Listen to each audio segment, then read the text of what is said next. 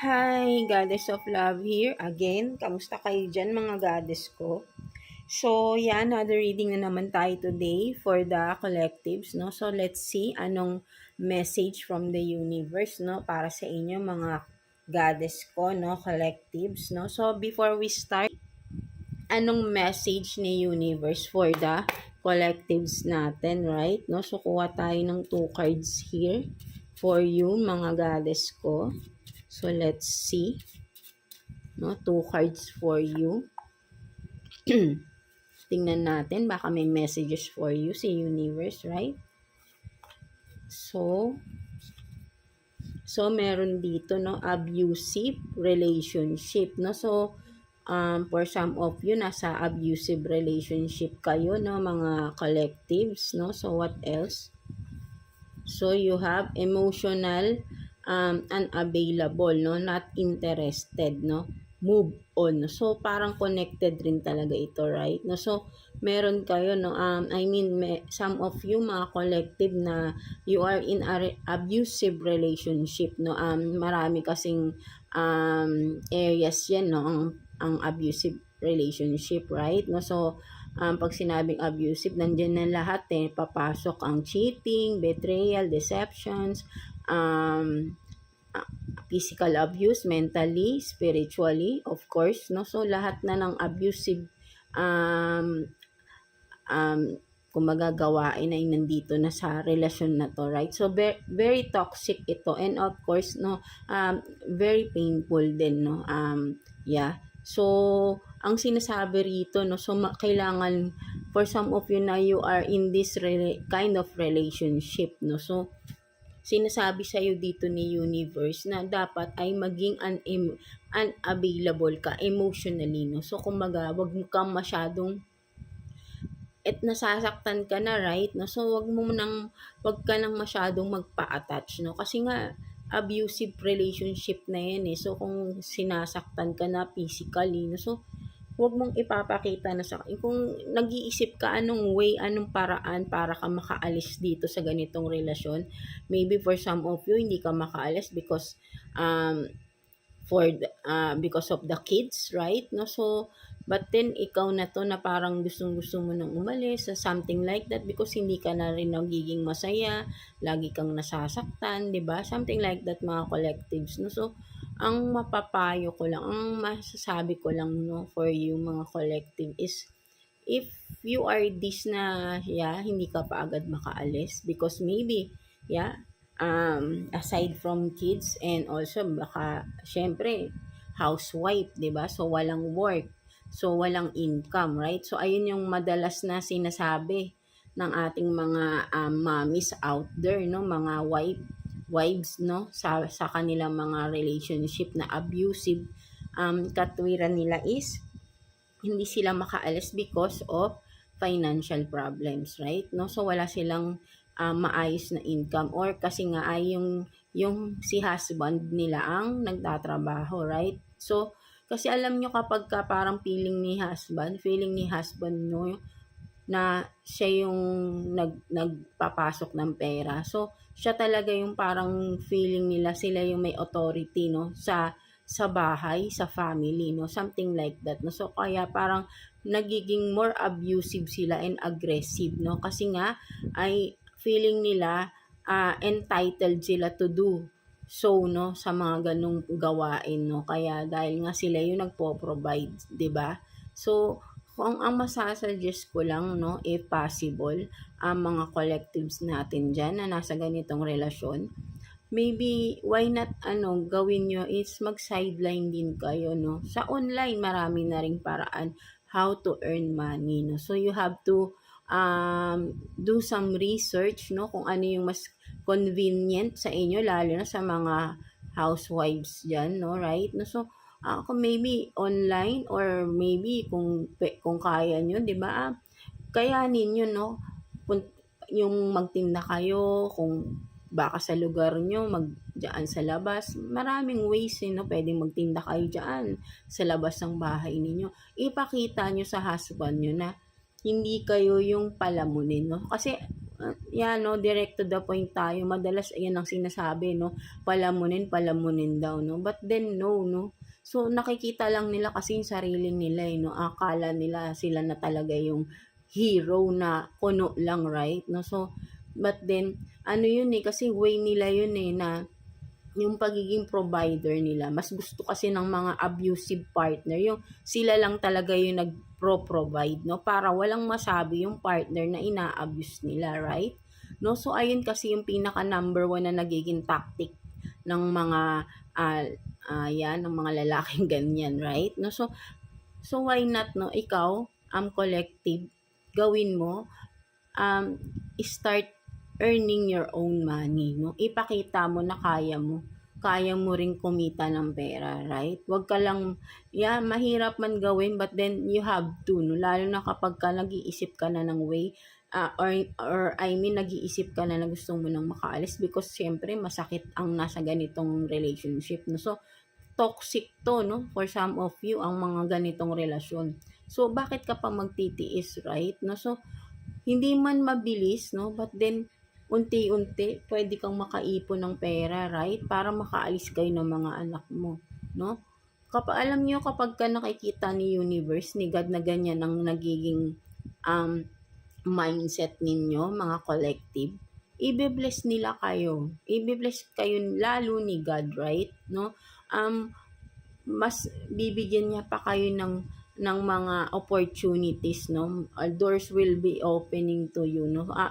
I assure that kasi nangyayari sa akin 'yan ganyan 'no, noong no, but then kasi kailangan talaga rito right now ang kailangan lalo na ngayon madali na lang naman na kumita ng pera lalo na if you are really willing to do 'no, the work, right 'no. Kasi sa online marami ng puwedeng ibenta, right 'no, magba-browse lang yung mga clients diyan 'no. So, kailangan mo lang aralin 'no, ano yung mga patok ngayon 'no. So ako ganyan ako, eh, 'no, kaya I earn my own money 'no, something like that 'no. So kasi, lagi akong nag-iisip ng way 'no, or kung ano yung magte-trend 'no, something like that. So, kung if I will only, elaborate 'no, those, what I have been through 'no, so kung ano man 'tong mga dati ko pang mga nagiging sideline is alam nyo, nakakatuwa kasi akala nyo sideline lang but then kung iisipin nyo 'no, like me, kung yung before, kasi matagal na ako nagsa-sideline as in, eh, 'no. So, kumbaga kung ano yung nagiging trendy, ayun yung gagawin ko 'no. And then but then kung ano yung passion ko 'no, so mas kasi 'pag passion mo mas maganda yung nagiging result, right 'no, kung ano yung kinakahiligan mo 'no. So, for some of you collective, kung maybe kung ano yung mas kinakahiligan niyo, ayun yung i-pursue niyo 'no. Kasi mas maganda yung magiging outcome niyo 'no, ng mga products na yun 'no, if ever, right? Maybe for some of you masarap kayong magluto, why not magtinda kayo ng something ulam, 'di ba? I-post niyo online. Ako ganyan ako, alam niyo ba collective nung pandemic, aside from ano, kasi nahinto yung aking sideline na ukay-ukay 'no. So ang ginawa ko nagtinda ako ng mga ulam na nag-post lang ako 'no. Alam niyo, sa totoo lang wala akong alam na luto before. Hindi rin ako talaga marunong magluto before. But then nilakasan ko lang yung loob ko 'no. That pandemic taught me something 'no. Kumbaga ay kahit hindi ako marunong magluto ng binagoongan, wala akong kinopya-kopya, basta inisip ko lang gawin siya 'no. But then ang ganda ng naging result 'no. So, ang dami kong napapa-order online 'no, i-de-deliver ko lang sa mga kapitbahay. So, from that, I started again to earn money even na pandemic, right? So, mag-iisip lang tayo ng ways 'no. So, from that makakaipon ka na naman 'no. So, ako nakaipon ako from that, eh, 'no. Tapos after pandemic ito na 'no, nag-isip na naman ako kasi, after pandemic or I mean before mag-end ang pandemic no'n, 'di ba uso pa ang face mask 'no, ang face mask sa atin. So, alam niyo ba nagtatahi ako kahit na wala akong idea sa pagtatahi, pero nagawa ko siya 'no, na-execute ko siya 'no, and thank you kay God kasi ginabayan niya ako from that, no? So, hindi ko akalain, no, pag iniisip ko yun, nire-reminisce ko lahat ng mga pinagdaanan ko, no? Na, kumbaga ako, from myself, no, mismo, no, ako mismo, napaproud ako sa sarili ko dahil nagawa ko yun without any knowledge before, no? So, on the spot nagawa ko siya, no? So, alam nyo ba yung aking mga face mask before? Ako mismo ang nagtatahi. So, ang dami kong nagiging pa-order, no? So, from ukay-ukay, biglang nag-ship ako sa magtinda ng ulam, nakaipon again ako. And then, nag-start naman ako ng bumili ng makina, na nagtahi-tahi ako ng face mask. And from that, nakaipon again ako and naging baker ako, no? Nang hindi ako nag-aaral, right? Talagang, kasi mahilig lang ako, parang mas gusto ko yung nagbe-bake, no? So, pinag-aralan ko siya, no? Self-study talaga ako, no? And then, in 1 year span, ang dami kong naging pa-order, no? Fondant, no?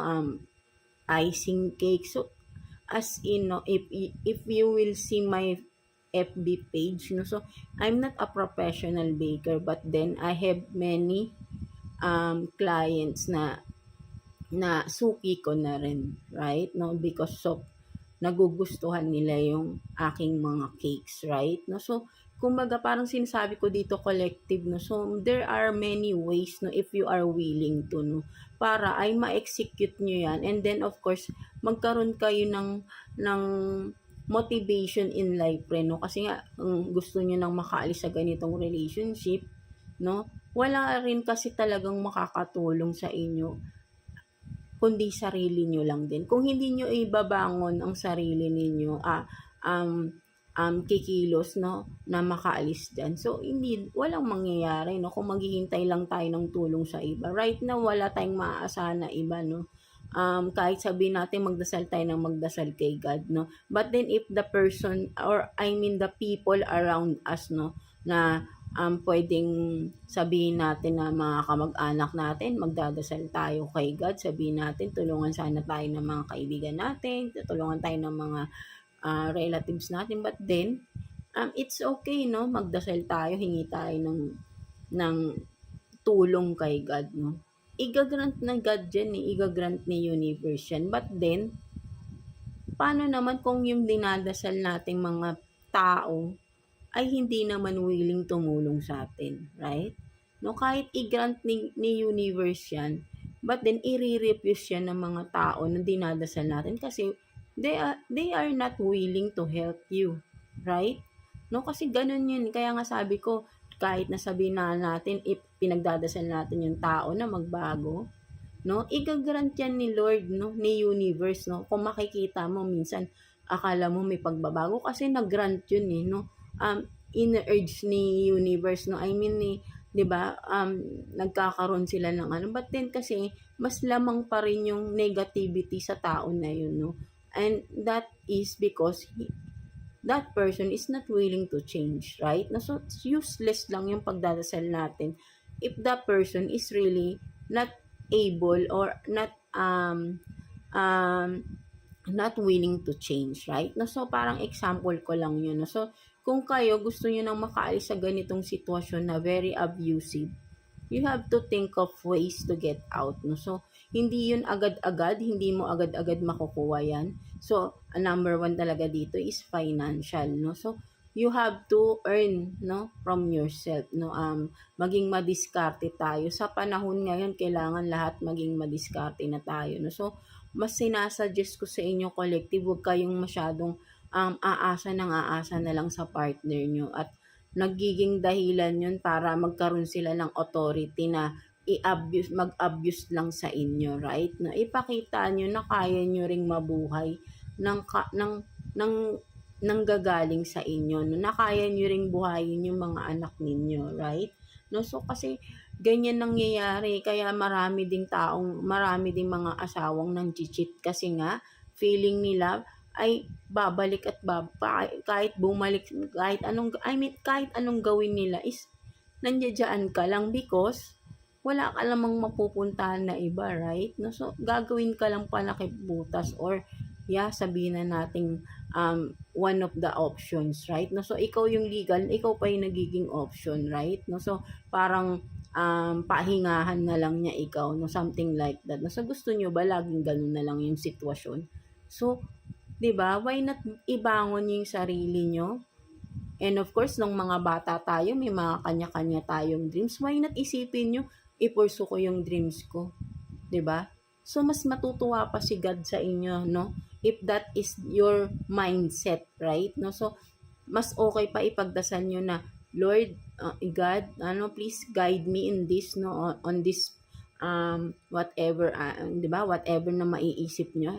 Example, naiisip niyo nga mag-sideline kayo sa magdasal kayo na, please God, no, bigyan niyo po ako ng knowledge, ano yung mga dapat kong i-pursue na mga sideline para makapag-earn po ako ng money ko, no, my own money, so I can makaipon ako, right, for us, no, sa aking mga kids, right, no, so in the near future makaalis na rin po kami dito sa aking abusive partner, right, no, so alam niyo kapag dinasal niyo 'yan, kasi alam naman ni God how how tired you are na sa relationship, right? No, so, 'pag ayun yung narinig ni God sa inyo, malay niyo 'no, kapag nag-start kayo akala niyo hindi magbubunga yung inuumpisahan niyo, but then 'no,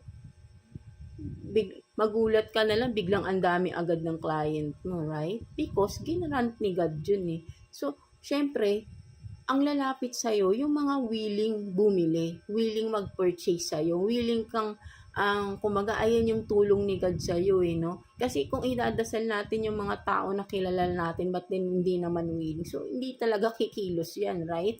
No, but then kung idadasal tayo na tulungan tayo ng God na ayun nga ay kung ano man yung itatayo nating business, no?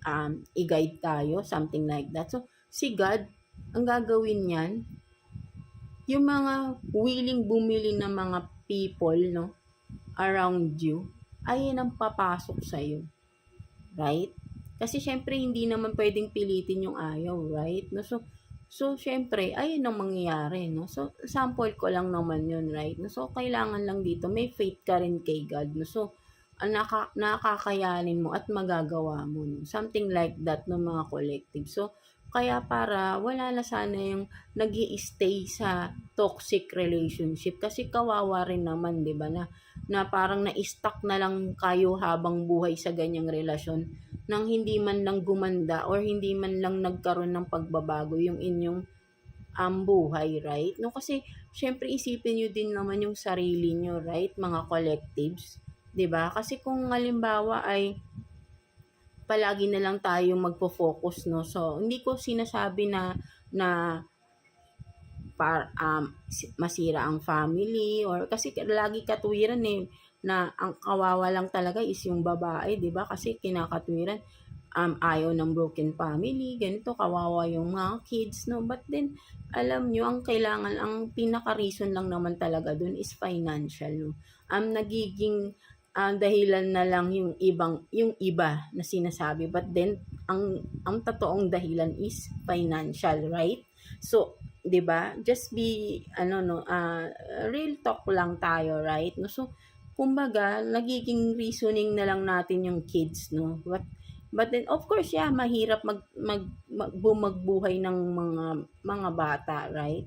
But then if you are willing, no, and if you are determined and that is your mindset, tutulungan ka ni God, no. Basta makita rin niya na ikaw tutulungan mo yung sarili mo, no. Hindi ka aasa sa ibang tulong kasi ikaw mismo, no, para makita mo sa sarili mo, ay kaya ko pala, no. So from that, no, makikita ni God na ay natuto na itong tao na ito, no. Natuto na si collective, no. So igagrant ko na yung kanyang dreams, no. Sabi, 'di ba? Something like that, no, mga collectives natin. 'Di ba? So why not, no? Sinasabi ko again, no, kasi nga lalo na kapag nag-aasawa tayo, no, for years, no, dekada, na nasa relationship tayo na akala natin masaya, but then hindi naman pala, right? So, nasayang yung ilang taon ng buhay ninyo na sana na-pursue nyo na lang yung dreams nyo before, di ba? ayun yung nawawala kasi sa atin, once na nasa relationship tayo, right?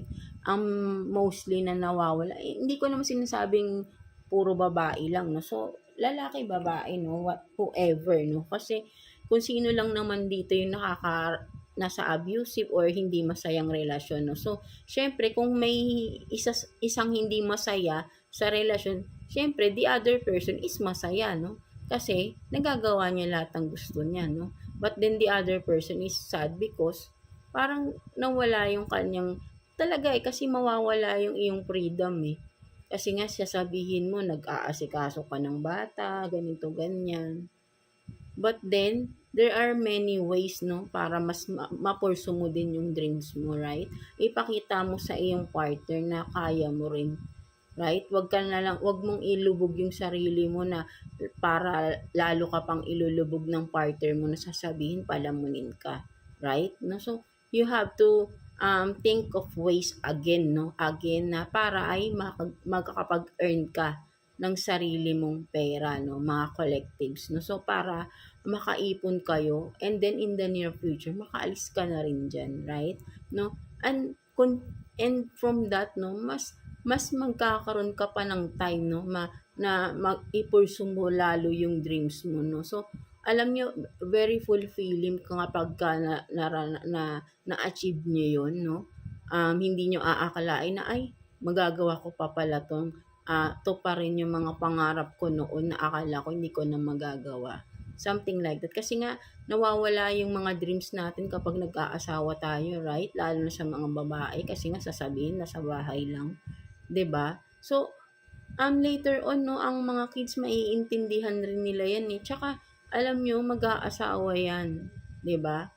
'Pag lumaki 'yan, nag-aral 'yan, mag-aasawa 'yan and then iiwan na real talk lang tayo, right, 'no? So, iiwan din nila kayo, iiwan din nila tayo 'no, in the near future. In the future, right?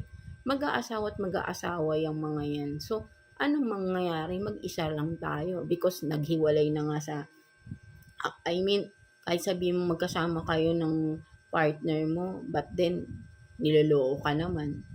Do you think magiging masaya ka? You feel alone, 'di ba? Kasi alam mo yung partner mo nasa iba eh. So ikaw maiiwan, no?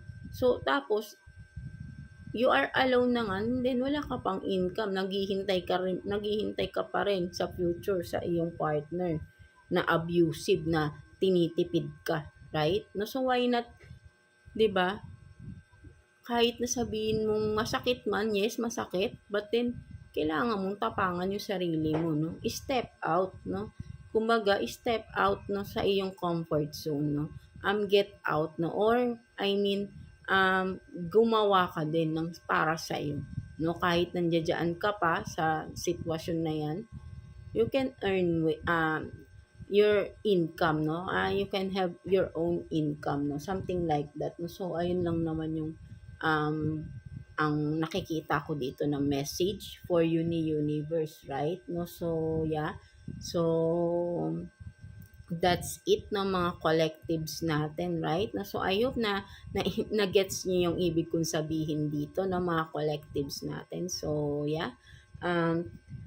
Lagi lang kayo magdadasal lagi. No, so kasi lalo na kapag you are in this kind of relationship, syempre masakit, mahirap, but then kailangan yung tatagan yung sarili ninyo, right?